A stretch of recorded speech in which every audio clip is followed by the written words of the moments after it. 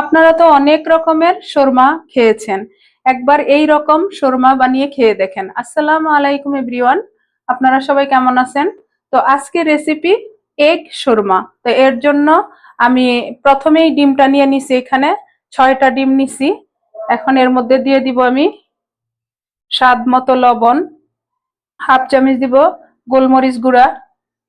এখন এই গোলমরিচ গুঁড়াটা ডিমের সাথে ভালোভাবে মিক্স করে নিব। এই পর্যায়ে দিব সামান্য একটু হলুদ, এটাও ভালোভাবে মিশাই নিব ডিমটার সাথে। একটা ফ্রাই প্যান বসাই দিছি, এখন দিয়ে দিব 1 চামচ তেল। বিসমিল্লাহির রহমানির রহিম। ডিমটা এখানে দিয়ে প্রথমে আমি ভেজে নিব।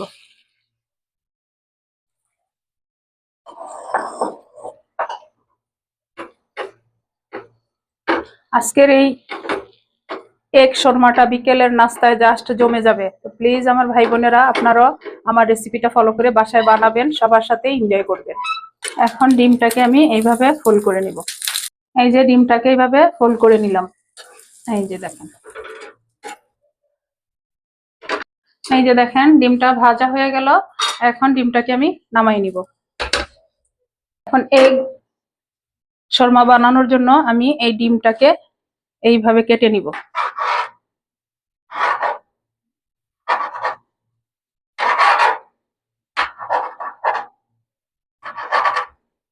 এই যে এইভাবে কেটে নিব,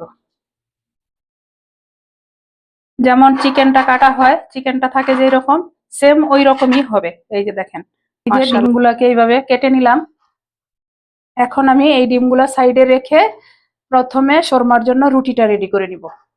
এগ শর্মা বানানোর জন্য আমি আগেই ময়দাটা রেডি করে রাখছি।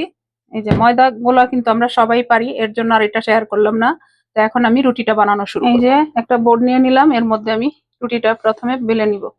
একেবারে সহজ, অথচ বিকেলের নাস্তায় বাসার সবাই খুশি হয়ে যাবে এই রকম এগ শর্মা যদি বাসায় বানিয়ে দেন। এই যে শর্মার জন্য আমি রুটিটা বেলে নিলাম। আর আমি কিন্তু রুটিটা একেবারে পাতলা করে বেলছি। আপনারা যদি চান কেউ যে না মোটা খাবেন, তাহলে যে মোটা করে বেলতে পারেন।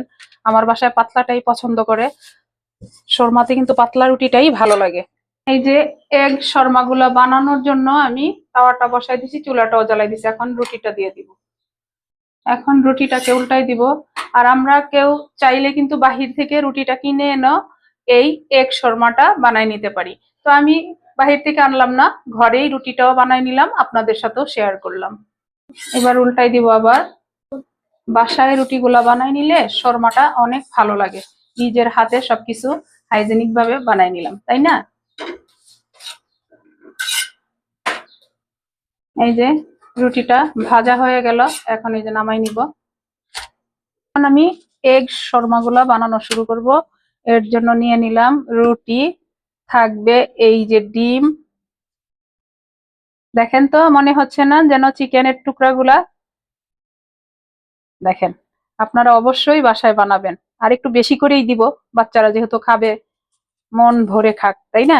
এখন এর মধ্যে দিব এই যে একটু ক্যাপসিকাম কুচি, হলুদটা দিলাম। এবার দিব গ্রিনটা, দিব একটু পেঁয়াজ কুচি, দিব লেটুস পাতা, এই যে। এবার দিব কাঙ্ক্ষিত সেই টমেটো সস। টমেটো সস না দিলে কি হয়? শর্মাতে তো টমেটো সস অবশ্যই দিতে হবে। আর দিব মায়োনিজ।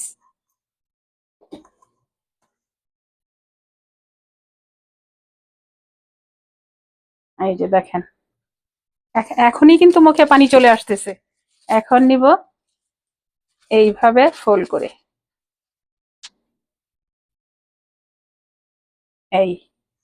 এইবার বাটার পেপার নিয়ে নিলাম বা স্যান্ডউইচ পেপার নিয়ে নিলাম। এটাকে এইভাবে দিয়ে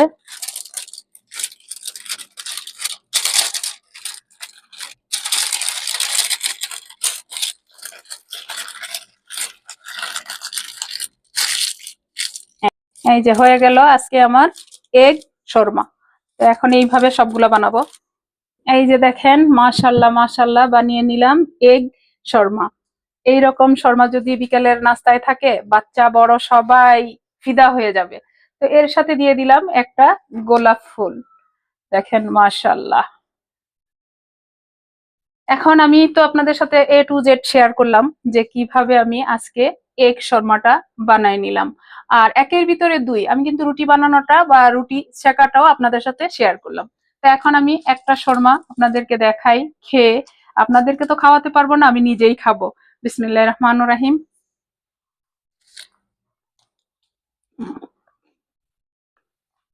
হুম, আলহামদুলিল্লাহ, আলহামদুলিল্লাহ, এত মজার এগ শর্মা আমি আর কখনো খাই নাই। আমিও প্রথম খেলাম।